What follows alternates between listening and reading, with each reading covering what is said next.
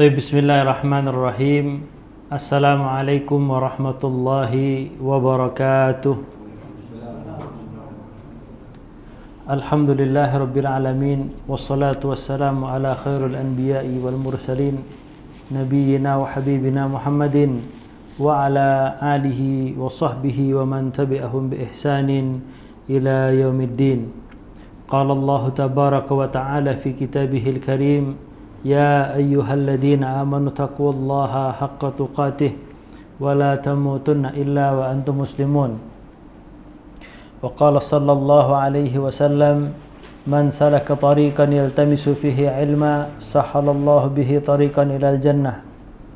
أما بعد, jamaah yang dirahmati oleh Allah Subhanahu wa taala, majelis ta'lim mingguan di Rumah Quran Al-Irsyad Al-Islamiyah yang mudah-mudahan datang ke tempat ini meluangkan waktunya dengan niat menuntut ilmu, dengan niat mendapatkan rahmat Allah Subhanahu wa taala dan diampuni oleh Allah Subhanahu wa taala dosa-dosanya. Amin Allahumma amin. Kemudian dapat syafaat dari Rasulullah sallallahu alaihi wasallam, tentu saja atas izin Allah kekasihnya tabaraka wa ta'ala.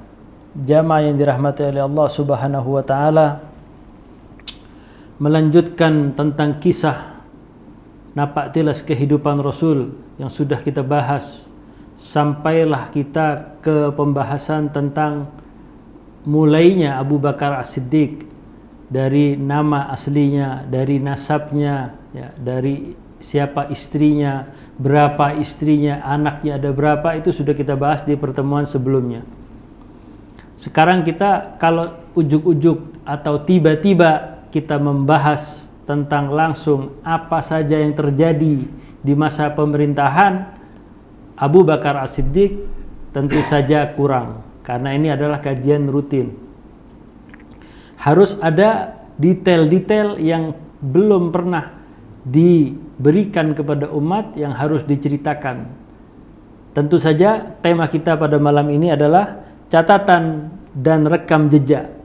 Jadi di masa jahiliyah, siapapun orangnya, siapapun tokohnya, itu pasti mempunyai rekam jejak. Kalau di zaman sekarang rekam jejak mungkin sudah hilang, akan tapi jejak digital yang masih ada sampai wallahu a'lam. Ya. Maka dari itu kita menggunakan media sosial kita hati-hati. Karena kalau rekam jejak manusia bisa meninggal, manusia bisa lupa. Kan tapi kalau jejak digital, ya itu hati-hati. Rekam jejak sahabat yang mulia Khalifatul Rasulullah sallallahu alaihi wasallam, yaitu Abu Bakar As-Siddiq dalam masyarakat jahiliyah. Ini rekam jejaknya saja sebelum beliau masuk Islam dan sebelum beliau menggantikan Rasul untuk menjadi khalifah, pemimpin kaum muslimin di seluruh dunia pada saat itu. Ya, tentu saja di seluruh dunia pada saat itu bukan berarti di seluruh dunia, akan tapi di semenanjung Arab. Di masa jahiliyah, Abu Bakar As-Siddiq termasuk adalah salah satu orang suku Quraisy yang terkemuka, yang dipandang juga, ya, bukan golongan-golongan orang yang ecek-ecek, ya. Golongan orang yang terpandang juga, dan salah satu tokoh juga.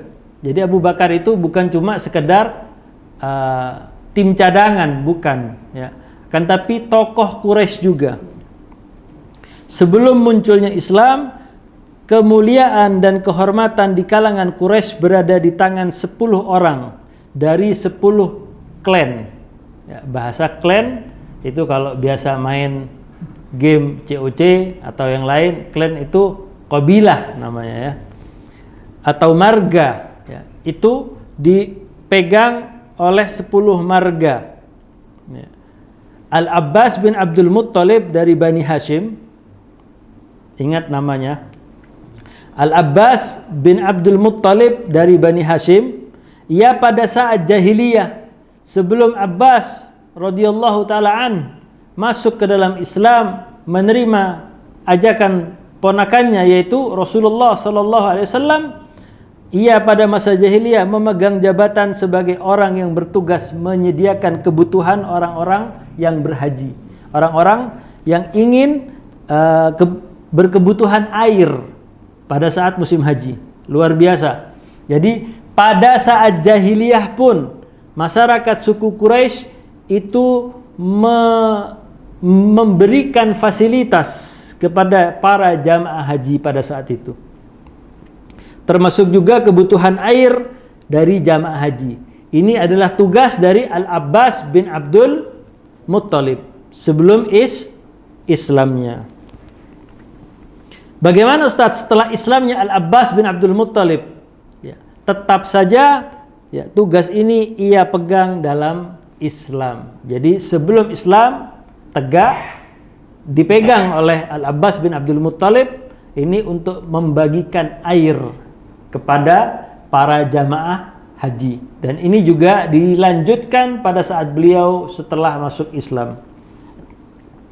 Kemudian yang kedua, Abu Sufyan bin Harb dari Bani Umayyah. Ingat, yang pertama dari Bani Hashim.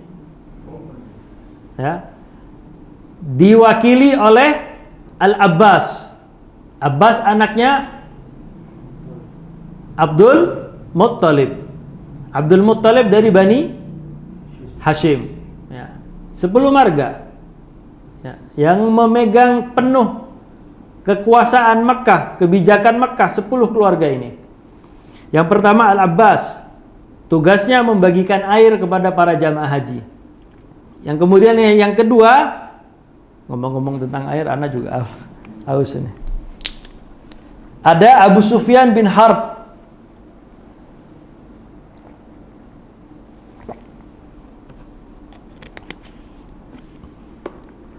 Abu Sufyan bin Harb dari Bani Umayyah.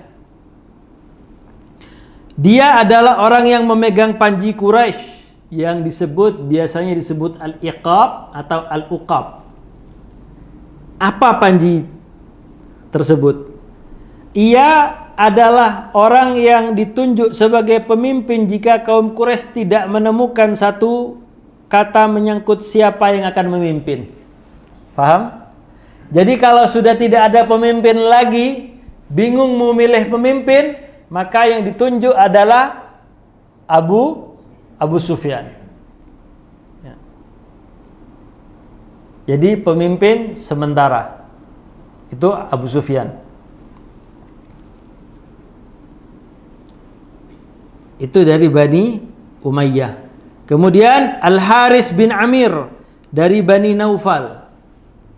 Ia adalah orang yang memegang jabatan Ar-Rifadah. Kita akan ketahui Ar-Rifadah itu apa? Ar-Rifadah ini sudah berapa? Yang pertama Al-Abbas, yang kedua Abu Sufyan, yang ketiga ini Al-Haris ibn Amir min Bani Naufal, dari Bani Naufal Al-Qurashi, ya, dari suku Quraisy. Ia adalah orang yang memegang jabatan Ar-Rifadah, yaitu mengumpulkan iuran dari kaum Quraisy. Iuran.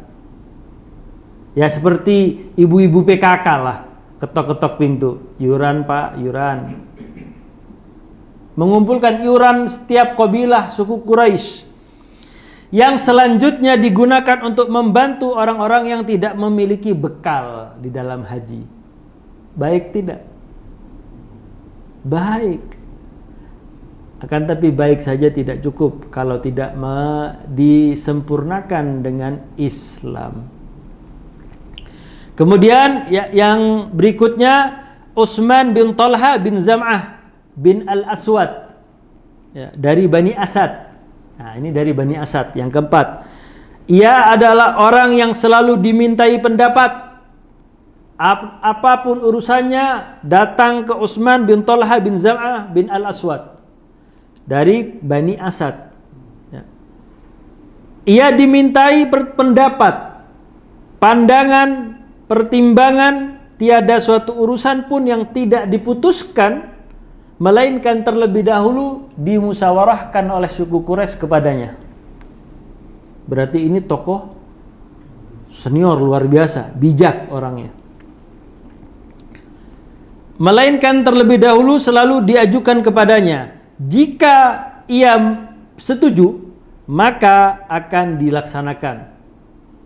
Nah, kalau tidak, kalla. Jangan, ya sudah jangan. Itu adalah Utsman bin Talha bin Zam'ah bin Al-Aswad dari Bani Asad. Kemudian orang berikutnya adalah Abu Bakar As-Siddiq dari Bani Taim, bukan Tamimi, At-Taim. Sukunya suku Quraisy. Ya. Apa tugas Abu Bakar As-Siddiq ini di masa jahiliyah? Ia adalah orang yang memegang jabatan yang mengurusi al-ashnaq, yaitu uang diat atau uang denda. Ya, siapapun yang melanggar ada aturan, ada diatnya, ada dendanya. Jadi yang menagih adalah Abu Bakar As-Siddiq radhiyallahu taala an. Jika ia mengambil alih suatu beban tanggungan diat atau denda, lalu ia meminta bantuan kepada kaum Quraisy untuk menanggungnya, maka mereka mempercayainya. Luar biasa. Orang Quraisy ya memberikan amanah yang luar biasa, uang diat, uang denda. Fulan membunuh fulan, diat, perang, damai, pakai uang, diat, semuanya dipercayakan secara 100% kepada Abu Bakar As-Siddiq. Maka mereka mempercayainya dan meluluskan pengambil alihan tersebut. Ya sudah, kalau Abu Bakar ya udah deh. Abu Bakar orangnya jujur. Ya. Itu baru Abu Bakar. Gimana Nabi Muhammad SAW. Kemudian namun jika orang lain selain Abu Bakar yang mengambil alih, maka mereka nggak mau.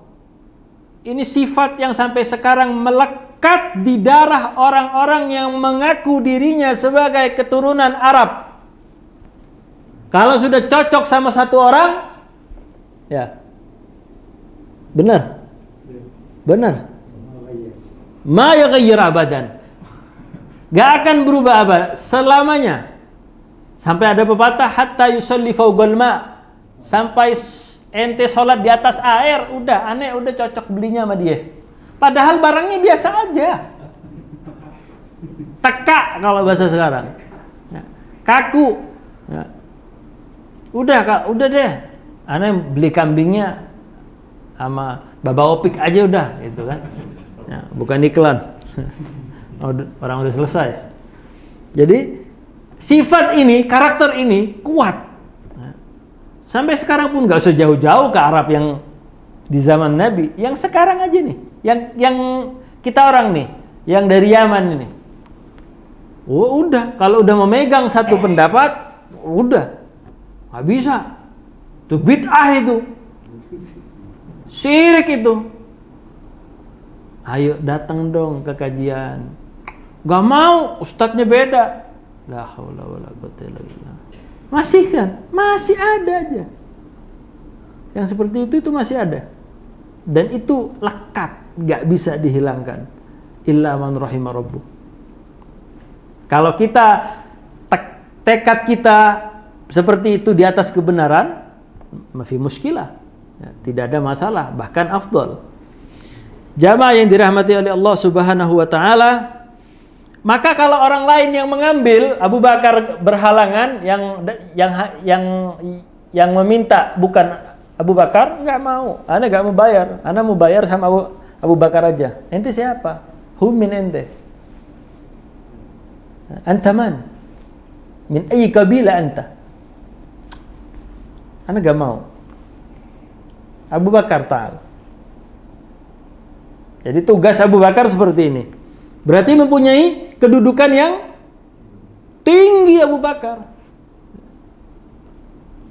Jamaah yang dirahmati oleh Allah Subhanahu wa taala, hal kisah ini terdapat di dalam kitab Al-Minhaj As-Sunnah karya Al-Imam Syekhul Islam Ibn Taimiyah rahimahullahu taala rahmatan wasi'an. Kemudian Khalid ibnul Walid. Ini sudah orang keberapa? 6. Gak main-main Khalid bin Walid. Khalid bin Walid dari Bani Makhzum. Bani Makhzum min Quraisy. Ya. Pokoknya 10 marga, 10 klan. Klan apa klan? Penyebutan dalam bahasa Inggrisnya. Klan, 10 marga. Ya. Itu harus dari Quraisy yang mempunyai tugas penting. Ya, moralnya luar biasa. Ya, Abu Bakar aja seperti itu. Nah, ini kita bahas Khalid bin Walid. Khalid ibn al-Walid dari Bani Makhzum. Ia adalah orang yang memegang jabatan mengurusi Al-Kubba dan Al-A'innah. Adapun Al-Kubba saya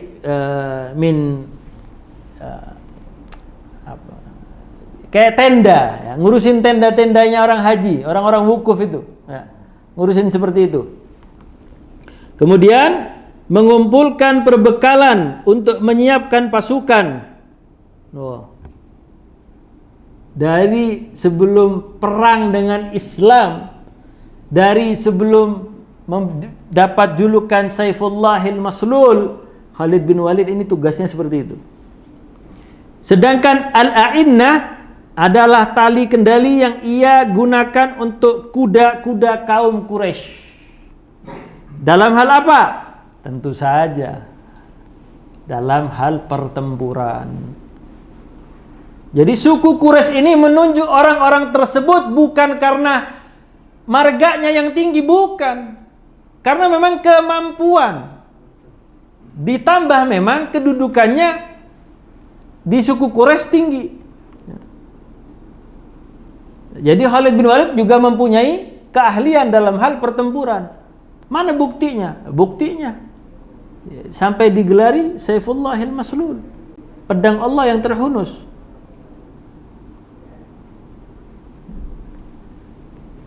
Kemudian ini yang keenam ya.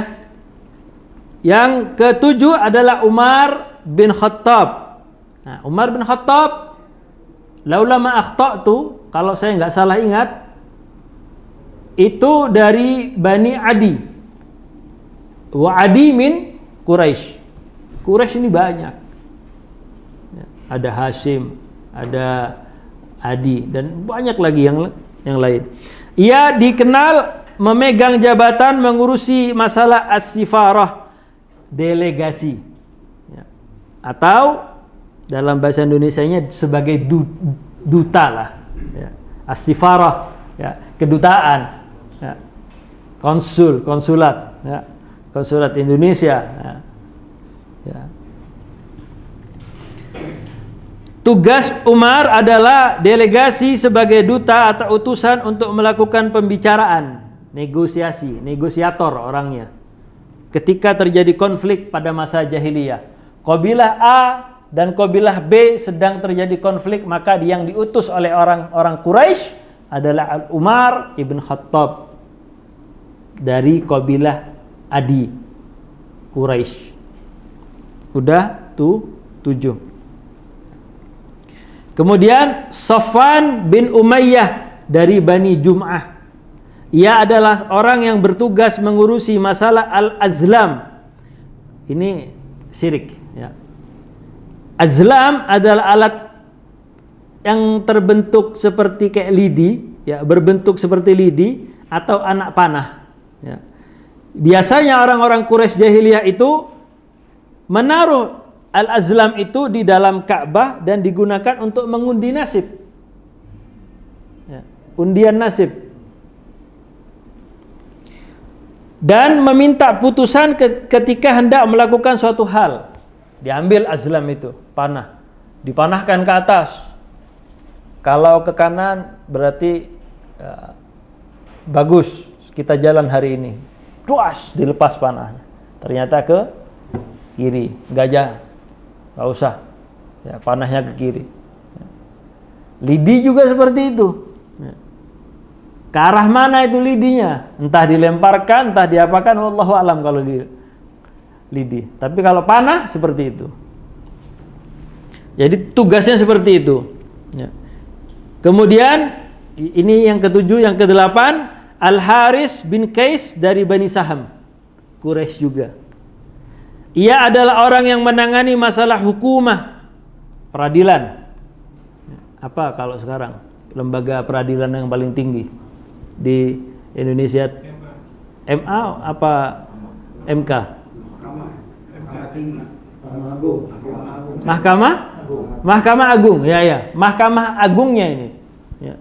Jadi Al-Haris bin Qais dari Bani Saham, ia adalah orang yang menangani masalah hukumah, ya, peradilan, dan bertugas mengumpulkan harta mereka yang mereka persembahkan untuk Tuhan-Tuhan mereka, untuk ya, batu-batu itulah, Latta, Uzza dan yang lain-lain sudah. Jadi yang memvonis, membebaskan adalah Al-Haris bin Qais dan mengumpulkan harta yang untuk mereka persembahkan. Jadi kumpulin harta dari fulan untuk Tuhan-Tuhan mereka, ya. Makanya disebut jahiliyah. Ya, batu dikasih harta. Ya, harusnya yang dikasih harta manusia yang butuh. Ya. Kemudian dalam masyarakat jahiliyah, Abu Bakar As-Siddiq termasuk salah satu orang yang terkemuka, terhormat, terpandang dan terbaik.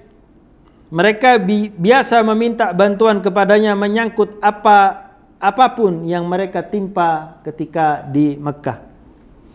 Di Mekkah, Abu Bakar Siddiq memberikan jamuan dalam bentuk yang tidak pernah dilakukan oleh siapapun.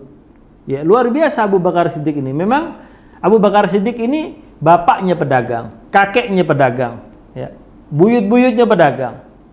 Biasanya kita seperti itu. Kalau anaknya guru, ya biasanya guru. Tapi kalau bukan anaknya siapa-siapa tiba-tiba jadi ustadz, ya itu lain hal, ya. Itu keluar dari konteks umum. Dikenal sebagai orang yang paling mengetahui nasab Arab. Jadi kalau orang Arab berdebat, ini dari kabilah mana? Ini dari kabilahnya ini, bukan. Ini dari kabilah ini, bukan. Ujung-ujungnya mereka datang ke Abu Bakar As-Siddiq.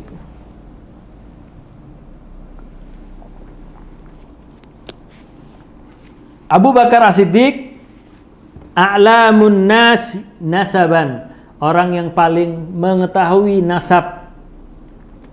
Tentu saja nasabnya orang-orang Arab pada saat itu. Dan pakar tentang akhbar, ya. Akhbar jamak dari khabar, ya, berita, sya'ab Arab, bangsa Arab. Dalam hal ini ia memiliki catatan dan pengalaman serta kemampuan yang cukup besar hingga menjadikannya dirinya sebagai sayyid atau master, ya, atau guru yang baik bagi banyak para pakar nasab seperti Aqil bin Abi Thalib, atau disebut lain, nama lainnya adalah Uqail bin Abu Thalib dan yang lain. Kemudian Abu Bakar As-Siddiq mempunyai keistimewaan yang membuat dirinya disukai oleh orang-orang Arab, yaitu tidak pernah mencela nasab. Tidak pernah mencela nasab. Ya. Kenapa? Kalau kita garis, kalau nih, kalau kita umpamakan Quraisy,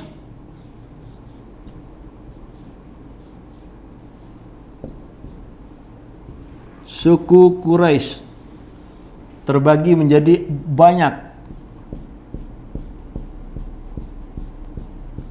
Yang paling bawah adalah Taimi.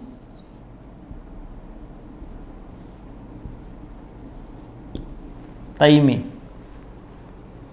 Marganya siapa? Abu Bakar As-Siddiq. Yang paling bawah Taimi. Ini marganya beliau. Tapi ketika beliau menjadi khalifatur Rasulillah, diangkat oleh kaum muslimin, dibaiat oleh kaum muslimin, dibaiat oleh Umar bin Khattab, dibaiat oleh para sesepuh-sesepuh sahabat, ya. Berkata Abu Sufyan. Abu Sufyan masih hidup pada saat itu. Kemana tokoh-tokoh Quraisy? Aina syurafauna? Hal min taim? Amin taim? Apakah yang akan memimpin kita ini Taim? Tapi dibantah oleh siapa? Ali bin Abi Thalib. Dibantah sendiri oleh Ali bin Abi Thalib. Kata Ali, itu adalah sifat jahiliyah. Karena apa? Ali bin Abi Thalib tahu, inna akramakum indallahi atqakum. Jadi Taim ini adalah bangsa atau suku Quraisy yang paling di bawah itu Taim.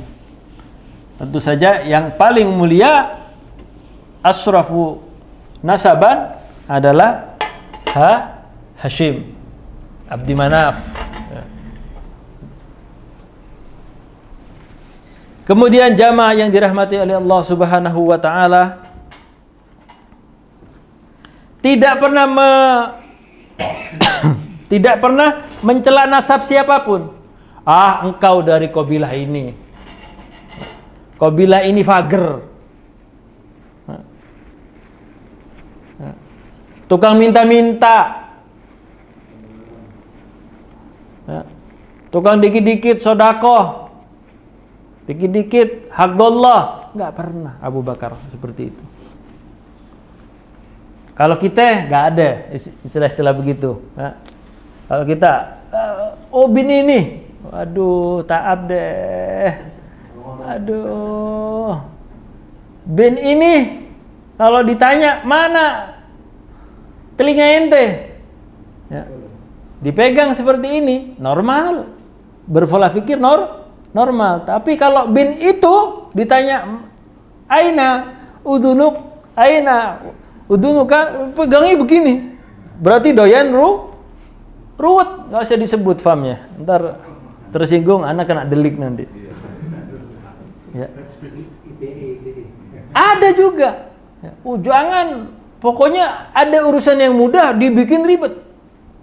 Ada kan? Ada, dan itu bawaan. Itu genitas. Ada yang ngomongnya selalu tinggi. Ya. Wah, ini kayaknya butos, padahal nggak marah. Memang nada omongannya tinggi. Karena itu adalah keturunan, faktor X, keturunan. Ya wallahu a'lam. Jadi tidak pernah mencela nasab siapapun. Dan ini yang harus kita tiru.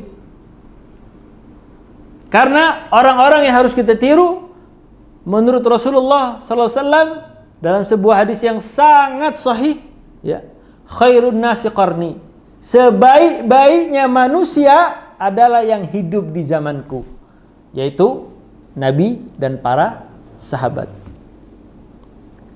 Tsummal ladina yalunahum, kemudian generasi setelahnya yang bertemu dengan sahabat Rasul, yaitu tabi'in.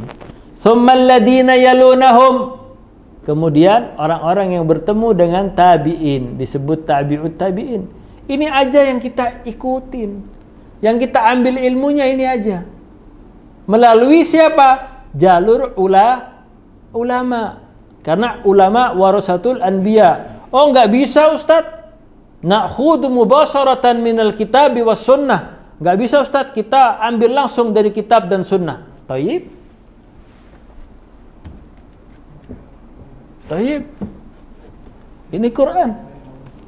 Ini Quran umpamanya. Ya. Kita buka tengah-tengahnya. Hukum ini apa? Enggak tahu Ustaz. Ana harus tanya sama Syekh Ana harus tanya sama Ustaz Ana. Ya berarti antum harus bermadhab. Madhab itu ya, artinya madzhaba ilaih, apa yang condong kepadanya. Madhabul ami, madhabnya orang yang awam adalah orang yang memberikan fatwa. Ini Quran. Apa hukumnya tentang ini? Allah yaqulullah subhanahu wa ta'ala fi kitabihil karim, seperti ini. Ayo kalau mau langsung kepada Quran dan Sunnah, kayak apa? Ya kita melalui para ulama salafun saleh. Ya memang begitu. Kalau ente masih melalui para ulama, ente masih menghormati para ulama, berarti kita semua kaum muslimin bermadhab. Dalam sebuah hadis juga begitu. Oh Ustaz, ini ada hadisnya Ustaz. Oke. Sahih Bukhari. Oke. Ya. Udah disyarah. Syarah Sahih Bukhari. Oke. Yang mensarah siapa? Siapa? Ibnul Hajar Al-Asqalani. Ibnul Hajar Al-Asqalani itu sendiri akidahnya Asy'ariyun. Mau dibuang itu buku? Nggak bisa. Oke, syarahnya nggak usah kita ambil Ustaz. Kita ke Sahih Bukhari-nya aja, langsung hadis. Kasih satu hadis, buka tengah-tengah. Makna hadis ini apa? Nggak tahu Ustaz, ana mau tanya ke guru ana dulu. Ana mau tanya ke ulama ana dulu. Ya berarti antum bermadhab dengan ulamaan antum. Nggak bisa bermadhab itu dihilangkan di dalam Islam. Karena madhab itu adalah ajaran Islam. Kata Rasulullah SAW apa? Ya. Kalau nggak tahu, tanya. Agar apa? Supaya mengetahui. Ya kalau nggak tahu diam aja, bingung kita nih. Ini orang paham apa kagak? Gitu. Jadi itu klaim-klaim semua kaum muslimin mengikuti Al-Quran dan Sunnah menurut pemahaman para sahabat, menurut pemahaman para tabi'in, menurut pemahaman tabi'ut tabi'in. Karena kalau kita tarik nih, ini udah nyata belum nih? Kalau kita tarik nih, khairun nas qarni summal ladina yalunahum summal ladina yalunahum. Berarti 300 tahun awal Islam itu murni, oke? 3 generasi 3G. Ini Islamnya murni 100%. Siapa mereka? Sahabat, kemudian tabi'in, kemudian kita singkat ya, tabi'ut tabi'in.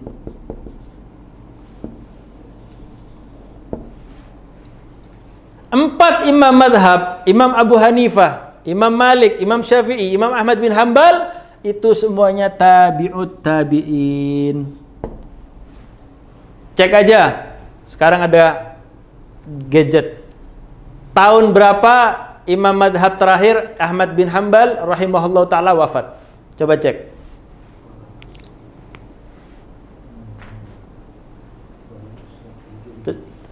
Kita cek Google aja. Wafatnya 855 itu Masehi, Hijriyah. 12 Rabiul Awal 241. 200 wafat. Iya, wafat. Ahmad bin Hanbal itu meninggal dunia di tahun 241 Hijriyah. Kurang dari 300 tahun.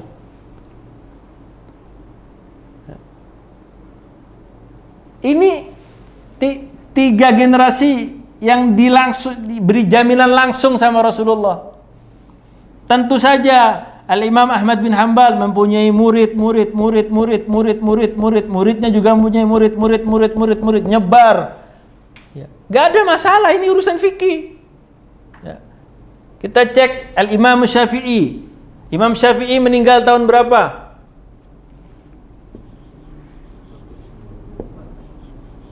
Muhammad bin siapa namanya? Muhammad bin Idris. Muhammad bin Idris itu meninggal tahun 204 pas Hijriyah. Mereka ini 200 tahun lahirnya. Lahir 150 Hijriah. 150 Hijriah. Bayangkan, 150 tahun setelah Rasulullah meninggal. Kita cek Abu Hanifah, kapan lahir?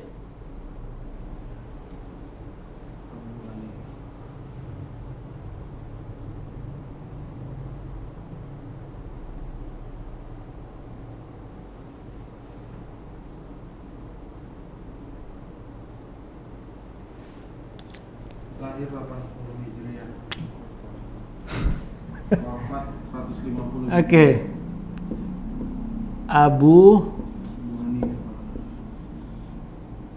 Hanifah. 80 Hijriah, Ini wafat 150. lahir 80 Hijriah sampai 150.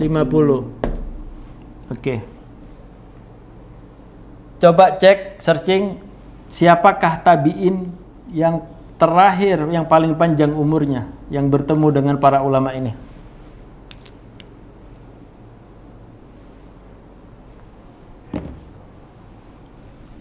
Tabi'in yang paling panjang umurnya bertemu dengan para ulama mazhab mujtahid mutlak.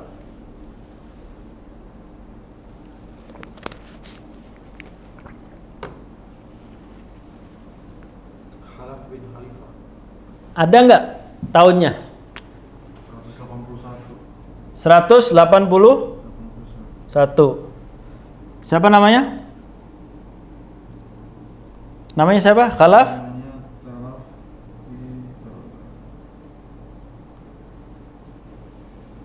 Khalaf bin Khalifah. Khalaf Pakai kha ya? bin Kha. Sempat berjumpa juga dengan Abu Tufail. Khalaf. Khalaf apa? Khalaf. Khalaf. Oh, nyambung. Ya, Khalaf nyambung. Khalaf bin Khalifah.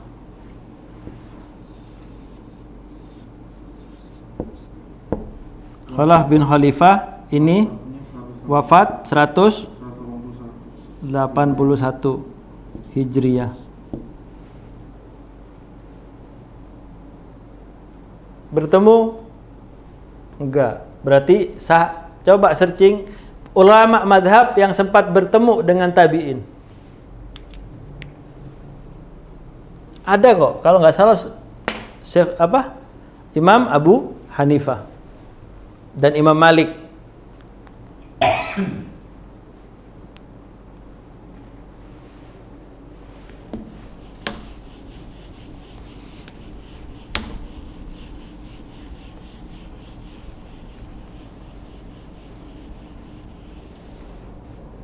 Ketemu? Imam Abu Hanifah. Imam Abu Hanifah bertemu dengan Hanifah. tabi'in. Iya, bertemu dengan tabi'in. Ah. Bertemu dengan sahabat Anas bin Malik. Langsung sahabat. Abu Hanifah. Ya. Abu Hanifah itu bertempat tinggal di Kufah. Kufah. Di mana Kufah ini?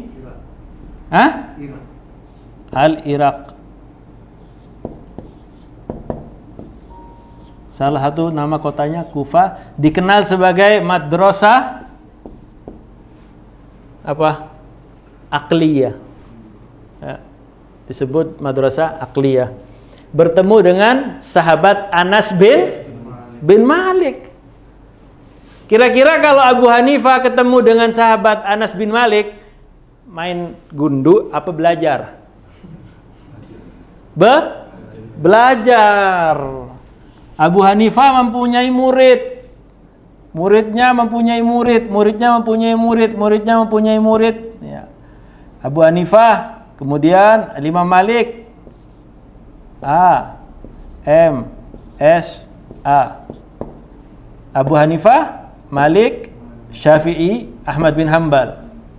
Ini juga mempunyai murid banyak nih, nyebar dengan pemahaman fikihnya, fikih Abu Hanifah.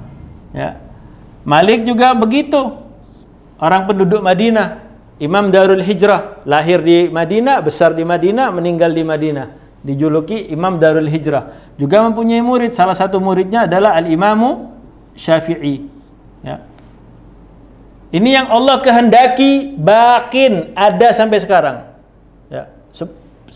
Sebenarnya banyak para imam-imam itu banyak, cuma yang dikehendaki sama Allah banyak. Ada Imam Lais bin Sa'ad, ya, orang ulama yang kaya raya di Mesir.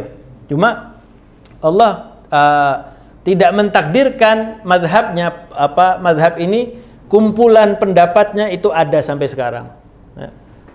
Ya begitu juga Imam Malik mempunyai murid banyak, Imam Syafi'i sampai ke negeri kita NKRI. Ya Ahmad bin Hambal ya rata-rata di Saudi, tapi Saudi campuran. Kalau enggak Ahmad bin Hambal, Abu Hanifah biasanya.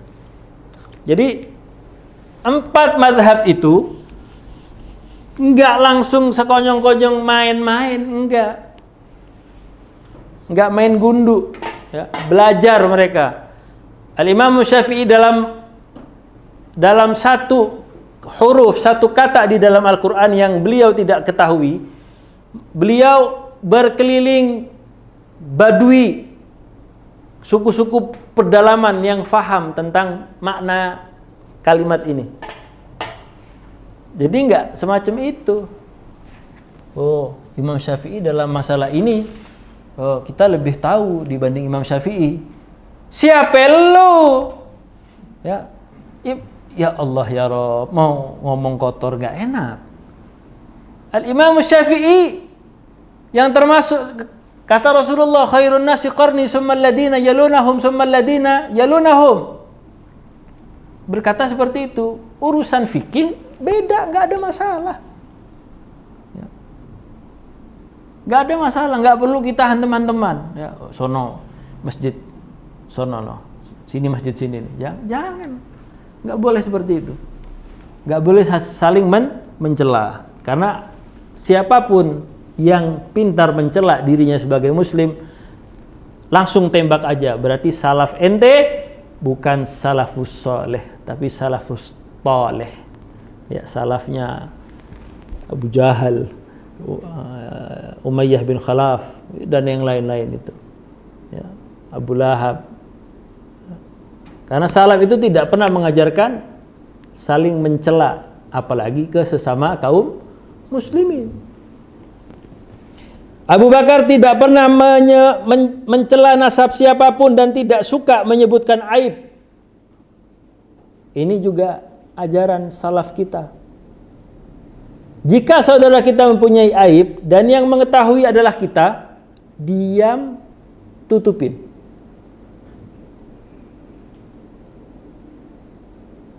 Jangan di tes 1 2 3 ada pengumuman. Nih, si fulan sama fulana begini. Jangan. Ya. Jangan kayak balai empang, ya. Tempatnya gibah. Tempatnya balai gibah, balai dosa. Jangan, ya. Tutupin aibnya. Kenapa? Karena siapapun saja yang menutup aib seorang muslim, maka Allah akan tutup aibnya di hari tersebut.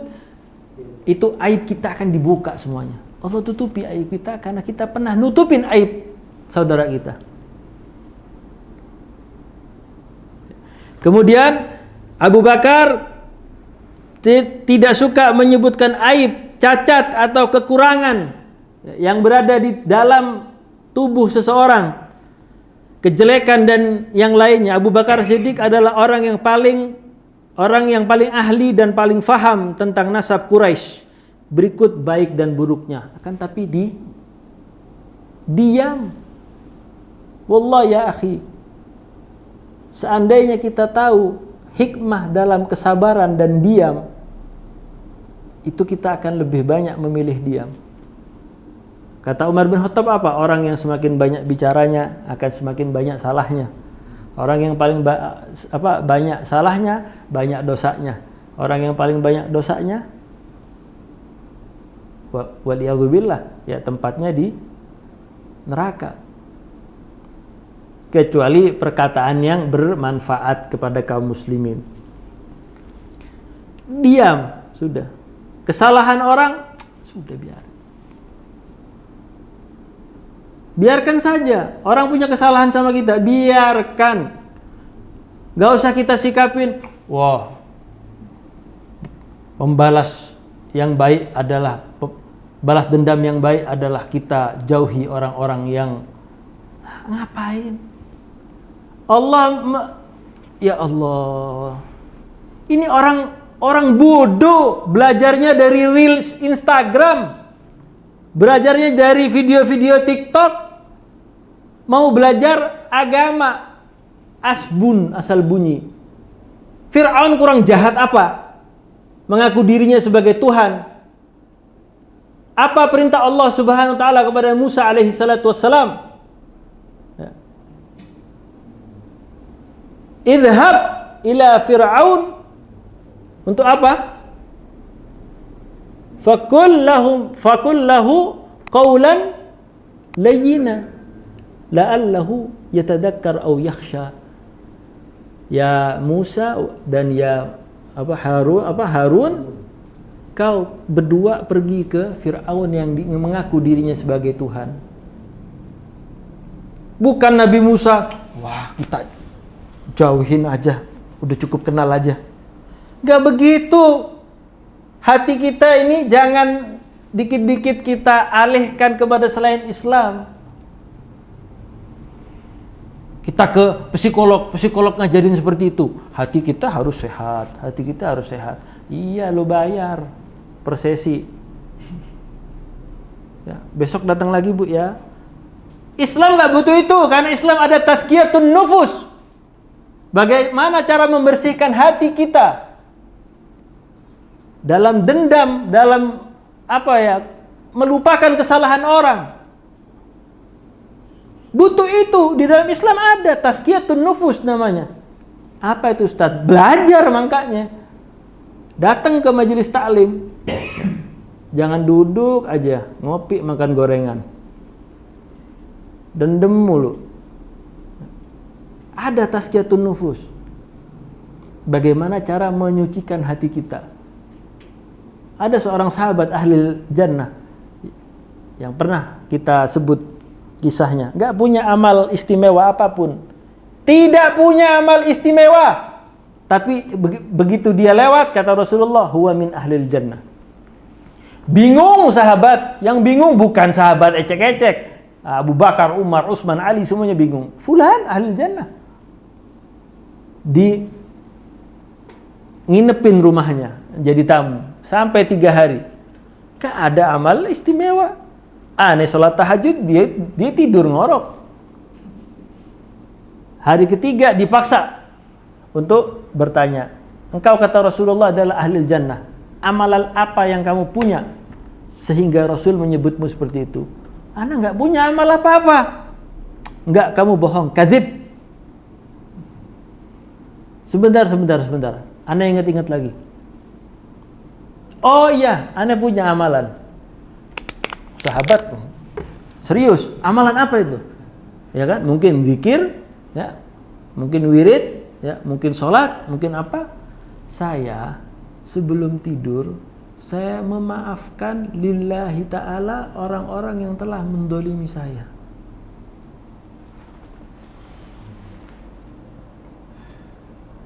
Bisa? Susah, karena surga itu khuffifat bil makarih. Surga itu dipenuhi jalannya dengan makarih, luka, perih, pedih, pahit, semua jalan surga itu begitu. Min ahlil jannah. Jadi gampang susah untuk masuk surga Allah Subhanahu wa taala ini. Kemudian jamaah yang dirahmati oleh Allah Subhanahu wa taala,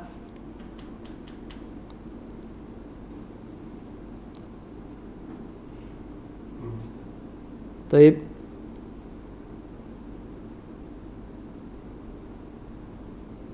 Dan hal ini diriwayatkan oleh Ummul Mukminin Aisyah bahwasanya Rasulullah bersabda, sesungguhnya Abu Bakar As-Siddiq adalah orang Quraisy yang paling ahli dan paling faham tentang nasab Quraisy. Ini diakui oleh Rasulullah sallallahu alaihi wasallam. Kemudian dalam hal perniagaan atau perdagangan, pada masa jahiliyah Abu Bakar As-Siddiq adalah seseorang saudagar. Ia masuk ke Busra. Ya, Busra dekat dari negeri Syam untuk berniaga. Ia terbiasa malang melintang menjelajahi negeri yang ada. Ia memiliki modal yang sangat besar, ya, sebesar 40.000 dirham. Nggak tahu 1 dirham sekarang berapa. Pada masa jahiliyah ia adalah sosok yang dikenal, sangat dermawan. Kemudian familiar, menarik, bersahabat, dan disukai banyak orang. Kan ada orang tuh kalau kaya dikit gak mau gaul sama orang. Nah, kalau udah kaya dikit kita ngomong gak dihawil, ya kan? Sibuk mulu sama HP-nya.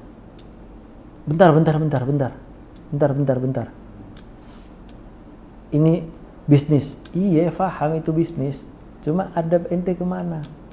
Ada orang depan ente masuk, diajak ngomong noleh kagak. Baru kaya. Kalau orang yang kayanya luar biasa, ahlan, ya kan? Coba lihat deh di masyarakat, orang yang baru kaya sama orang yang benar-benar kaya, ya, perlakuannya seperti apa? Kemana aja, sintal, luar biasa. Gak pakai begaya, pakai kaos oblong sama sarungan. Ibnu Ishaq dalam As-Sirah meriwayatkan atau menceritakan bahwa mereka sangat menyukai Abu Bakar As-Siddiq dan senang kepadanya. Mereka mengakui bahwa Abu Bakar memiliki keutamaan yang agung dan akhlak yang mulia. Mereka biasa datang kepadanya karena merasa nyaman. Jadi kalau kita sering didatangin nih, ya, aneh sering didatengin sama imam, ya berarti imam merasa nyaman, ngobrol sama aneh, ya, nyambung. Mereka juga seperti itu, ya, merasa nyaman. Ya. Jadi kalau hati-hati, ya, kalau kita malas ngomong sama orang itu dihindari karena sifat buruknya, itu seburuk-buruk orang. Aduh, fulan lagi ngomongin orang lagi pasti. Udah deh. Marah-marah lagi, aduh zaat lagi ntar, berantem lagi ntar. Udah deh, dijauhi karena sifat buruknya, itu seburuk-buruknya orang. Kemudian memiliki keutamaan dan akhlak mulia. Mereka biasa datang dan merasa nyaman kepadanya. Ya. Karena pengetahuan dan perniagaan dan sikap baik yang familiar dan bersahabat. Masih ada waktu? Ya? Berapa menit? 5 menit. Taib. Itu adalah moral Abu Bakar As-Siddiq radhiyallahu ta'ala an ya, ketika pada masa jahiliyah, ya, sebelum Islam. Ya. Insya Allah kita akan membahas, langsung masuk ya, di zaman sedikit aja intermezzo. Di zaman Abu Bakar As-Siddiq itu ada gerakan kana dhuhuru harakah ar-riddah mundu ahdi Rasul. Jadi gerakan murtad ini sudah ada dari sejak zaman Rasulullah, akhir-akhir zaman Rasulullah itu sudah ada. Ya, gerakan murtad, orang-orang murtad.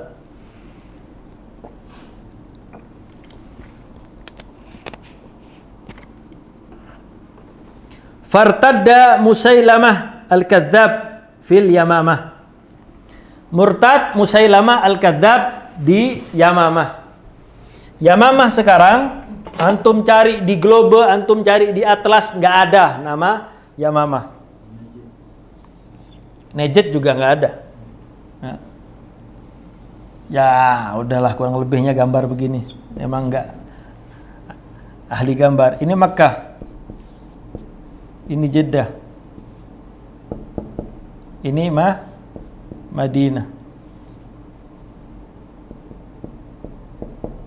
Rasulullah lahir di Makkah, hijrah ke Madinah.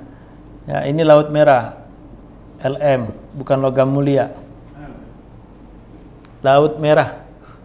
Bukan LM. Kalau LM logam mulia. Ya. Yamamah itu berada di sekitar sini. Sekarang menjadi Asimah, ibu kota Arab Saudi. Taib, Riyadh.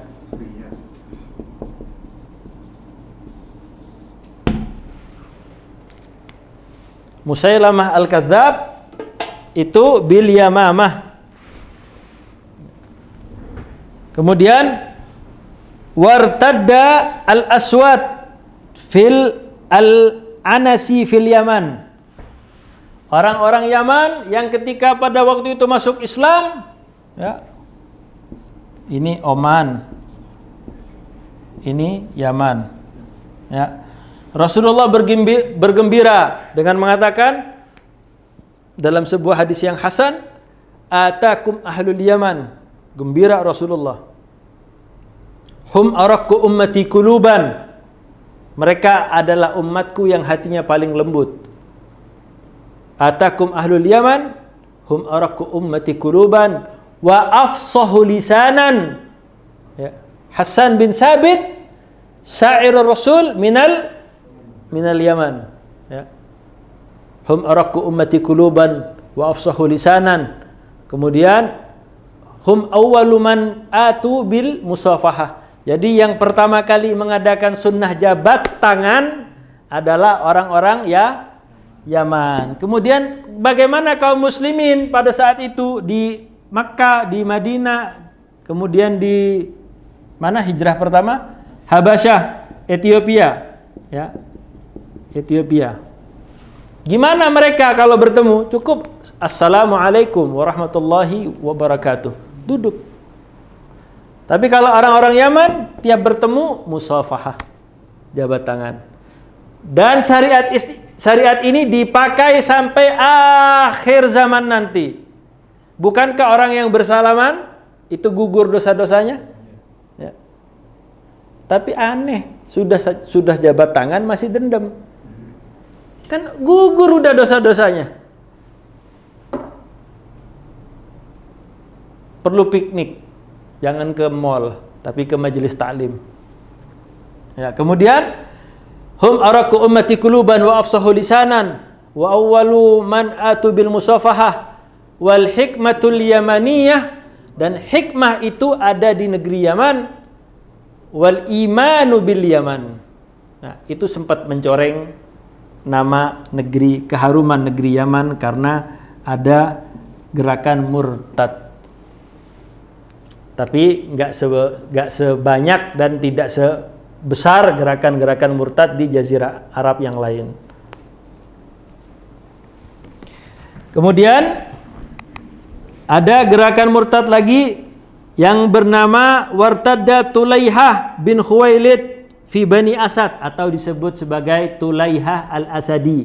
Kalau nggak salah laulama akhtatu, ya maaf ya, karena dalam menjelaskan sirah ini harus benar-benar fokus nama, tempat, kejadian. Nama Tulaihah al-Asadi ini kalau nggak salah sempat taubat, ya. Sempat taubat dan diampuni. Kalau nggak taubat, kemudian wartaddat. Nah, ini perempuan. Syaja'ah min Bani Tamim. Namanya Syaja'ah dari Bani Tamimi. Afwan, ana bukan mau menjelekkan Bani Tamim. La, Bani Tamim adalah bani yang asyaddu adawatan lid-dajjal. Bani Tamim kata Rasulullah adalah bani marga yang paling keras permusuhannya terhadap Dajjal. Akan tapi tercoreng dengan kejelekan perempuan ini, ya. Syaja'ah, ya. Syaja'ah min Bani Tamim, ya. Kemudian waqad hamman Nabi sallallahu alaihi wasallam an yarsilu jaisan lil qada'i alal haula walakinnahu wafat, ya. Kemudian Rasulullah ingin sebenarnya mengirim utusan kepada mereka-mereka ini, akan tapi terlebih dahulu Allah Subhanahu wa taala mentakdirkan lain, ya, bi wafatihi qabla dalik, dengan meninggalnya sebelum menuntaskan tujuannya. Dan tujuannya diteruskan oleh Khalifatur Rasulillah Muhammad bin Abdullah, yaitu Abu Bakar As-Siddiq radhiyallahu taala anhu. Wallahu taala alam bisawab. Kita tutup dengan membaca doa kafaratul majlis. Subhanakallahumma wa bihamdika asyhadu an la ilaha illa anta astaghfiruka wa atubu ilaik. Assalamualaikum warahmatullahi wabarakatuh.